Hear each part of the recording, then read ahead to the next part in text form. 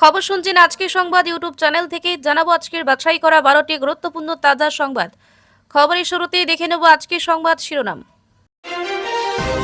অভিজিৎ গঙ্গোপাধ্যায়ের সংকট, দিল্লি এমসে জীবন যুদ্ধ। বছর ঘুরলেই বাংলায় ভোট, তার আগে নির্বাচনের ছবি ভিডিও সংরক্ষণ নিয়ে বড় সিদ্ধান্ত নিল কমিশন। ফের দুই হিন্দু আমলাকে চাকরি থেকে তাড়ালো মোল্লা ইউনুস সরকার। হাসিনার আরও বিপদ, 24 জুনের মধ্যে আত্মসমর্পণ করতে হবে, না হলে। বিজেপির নতুন সভাপতি কে হবেন, আরএসএস এর নজরে কারা।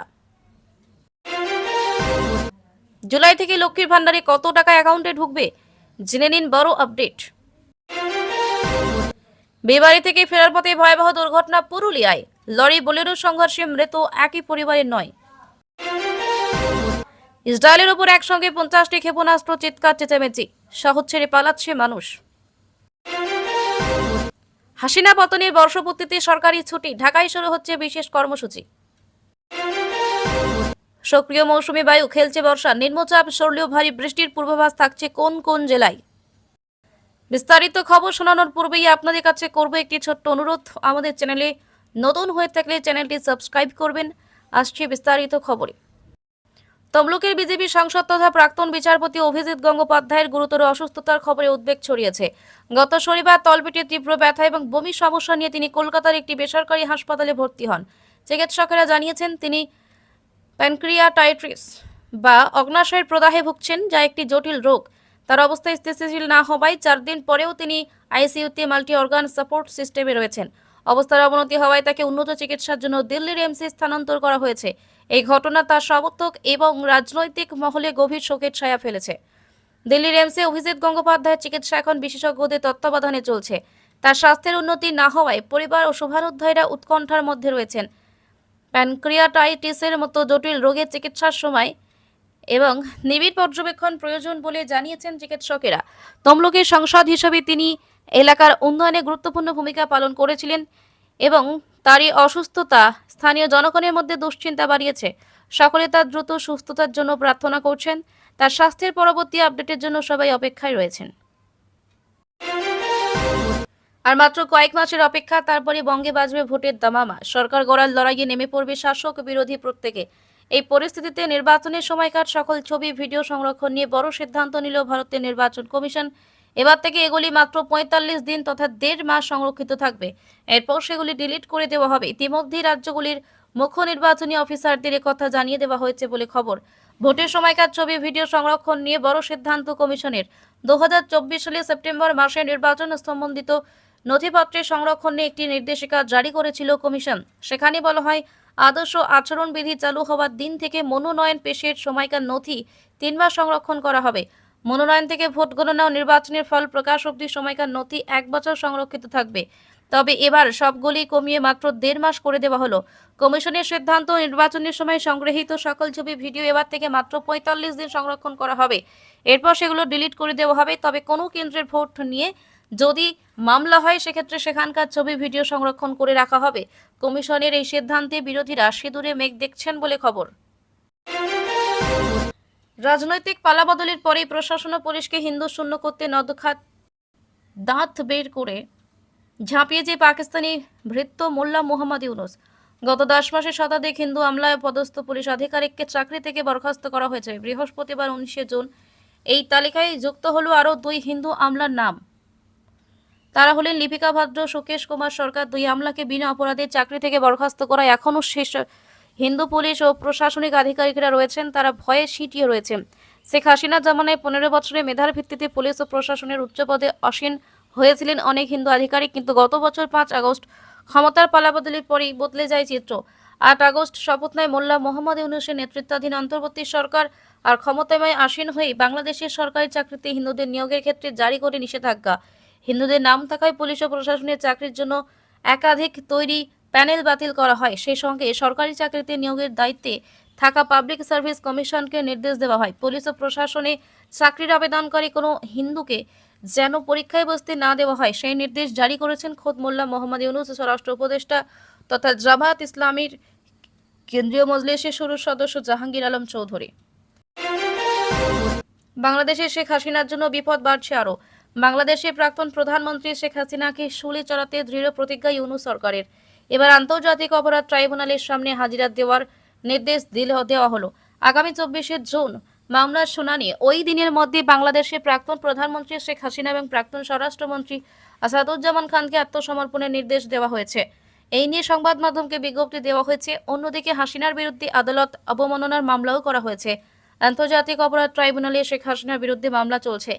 গত বছরের জুলাই মাসে গণ অভ্যুত্থানের সময় সাধারণ মানুষের ওপর গুলি চালানোর ঘটনায় মূল ষড়যন্ত্রী হিসেবে শেখ হাসিনার বিরুদ্ধে মানবতা বিরোধী অপরাধের অভিযোগ আনা হয়েছে।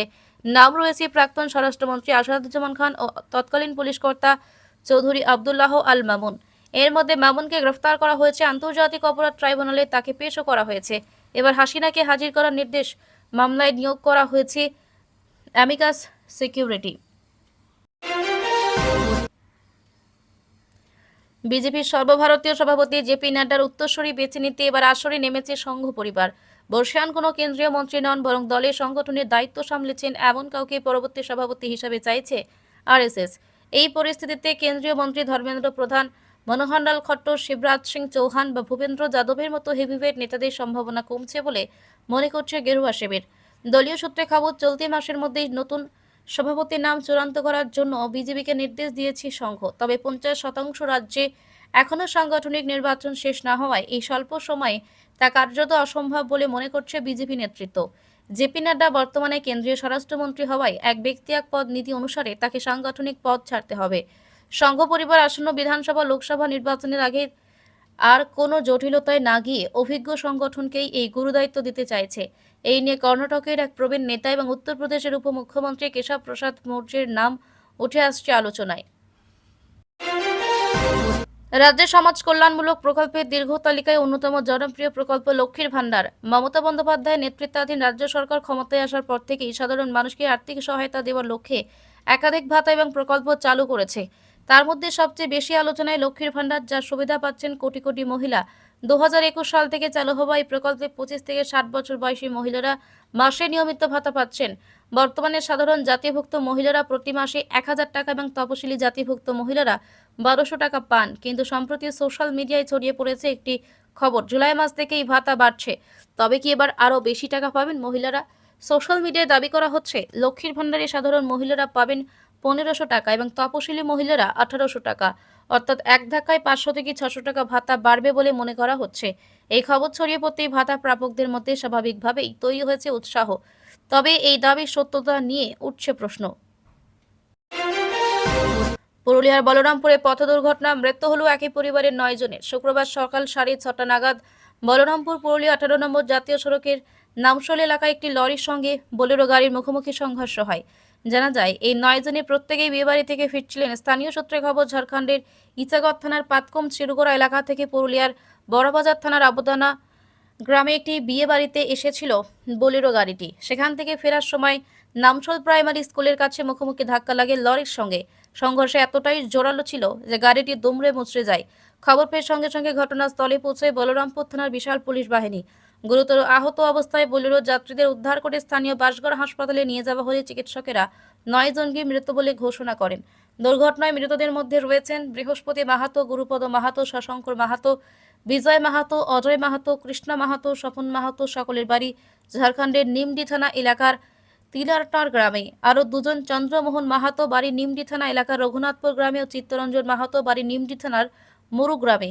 এদিকে দুর্ঘটনার পর ক্ষতিগ্রস্ত গাড়ি ও লরিটিকে আটক করেছে পুলিশ। শুরু হয়েছে তদন্ত। পুরোদমে খেলা শুরু করে দিয়েছে বর্ষা, সক্রিয় মৌসুমি অক্ষরেখা। এদিকে গত 2 দিন ধরে নিম্নচাপের প্রভাবে মুখ তার ভার আকাশের।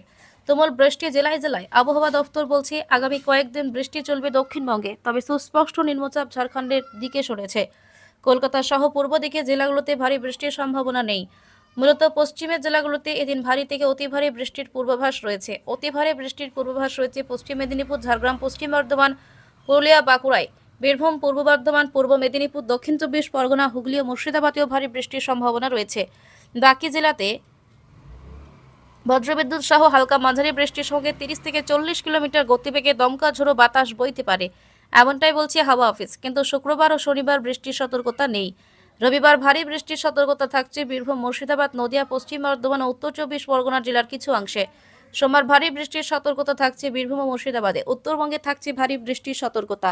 দার্জিলিং, কালিম্পং ও জলপাইগুড়িতে অতি ভারী বৃষ্টির পূর্বাভাস রয়েছে। ভারী বৃষ্টির পূর্বাভাস রয়েছে মালদহ, উত্তর ও দক্ষিণ চব্বিশ পরগনা জেলাতে। বাকি সব জেলাতে বজ্রবিদ্যুৎ সহ হালকা থেকে মাঝারি বৃষ্টি চলবে বলে জানাচ্ছে আবহাওয়া দফতর। সঙ্গে 30 থেকে 40 কিলোমিটার প্রতি ঘন্টায় গতিবেগে দমকা ঝোড়ো বাতাস বইতে পারে।